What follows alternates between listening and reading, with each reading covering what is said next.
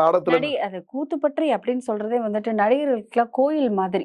இதுவும் கோயில் மேடம். கோவில் நான் படிச்ச ஸ்கூல் வந்து பாத்தீங்கன்னா கோயில் மாதிரி. நான் வந்து இல்ல எல்லாருக்குமே படிச்ச ஸ்கூல் இல்ல அதுதான் அந்த கூத்துப்பட்டறைய வந்து பாத்தீங்கன்னா இதுக்கு ஈக்குவலா எதுக்கு நான் படிச்ச ஸ்கூல்ல ஈக்குவலா சொல்ல வரேன். என்ன அவசியம்னா அங்க கத்துக்கிற விஷயம் மாதிரி இதுல கத்துக்கலாம்.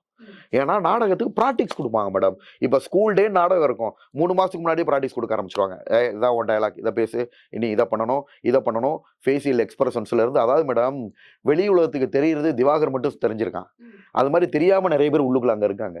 ஸோ அங்கேயே கத்துக்கிட்டாங்க. வெளியில என்ன தெரியல, நம்ம கடவுளோட புண்ணியத்துல நம்ம வெளியில தெரிய ஆரம்பிச்சிட்டோம். என்ன மாதிரியே எனக்கு ஈக்குவலா பரிசு வாங்கின பசங்களும் நிறைய பேர் இருக்காங்க. அவங்கலாம் வெளியில தெரியாம போயிட்டாங்க. அது இறைவனோட ஒரு இது. அது மாதிரி வந்து மேடம் இந்த திருவிளையாடல் படத்துல சொல்லுவாங்க, மதுரைக்கு வந்து ஒருத்தர் போட்டியா வந்துருவாரு.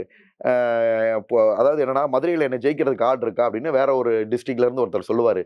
என்னடா இது மதுரைக்கு வந்த சோதனை என்ன. உடனே சிவபெருமான அவதாரம் எடுத்துட்டு வந்து மதுரையில இருக்க பாடகர்கிட்ட அவர் பாடினதை ஓரமா நின்று நான் கத்துனேன், அதுக்கே எனக்கு இந்த புகழ் அப்படின்ற மாதிரி ஸ்கூல்ல கத்துக்கிட்டதை சும்மா நம்ம ரீல்ஸ்ன்றது கொஞ்ச நேரம் காமிச்சுதான். அங்க இதோட பயங்கரமா நடிப்போம் மேடம். அந்த டயலாக் தெரியுமா? அந்த நாகேஷ் அவர்கள் சொன்ன அந்த டயலாக் தெரியும்? ஃபுல்லா இல்ல, கொஞ்சம் ஞாபகம் இருக்கு. ஞாபகம் இருந்தா சொல்லுங்க அந்த டயலாக். அது எனக்கு ஆக்சுவலா அதிகம் பண்ணதில்லை மேடம். வீரபாண்டிய கட்டபொம்மன் நல்லா பேசுவேன் மேடம். அது சிவாஜி சார் நடிப்புல எல்லாம் அதை தனி நடிப்பாவும் நடிப்பேன் மேடம். எங்க ஸ்கூல்ல என்ன நான் கத்துக்கிறேன்னு கேளுங்க. தனி நடிப்பு, மாறுவேட போட்டி. தனி நடிப்புனா மோனோ ஆக்டிங், ரெண்டும் தனித்தனியா பண்ணுன்றது. நாடகம் ஸ்கிரிப்ட் எழுதுறது, பேச்சு போட்டி, மாறுவேட போட்டி, இது எல்லாமே நடிப்பு சம்பந்தப்பட்ட கலைகள் மேடம். மாறுவேட போசின்னு வச்சுக்கோங்க, டக்குன்னு என்ன பண்ண உடம்புல எல்லா தலையே கட்டிக்கிட்டு கையில வச்சுக்கிட்டு ஜிம்பாரேன்னு சொல்லிட்டு அதை உண்மை மேடம். ஆதிவாசி மாதிரி வேஷம் போட்டுக்க, மூஞ்சி எல்லாம் கறி அப்பி. அப்பயே எங்களுக்கு அந்த கூச்சம்லாம் போயிருச்சு மேடம்.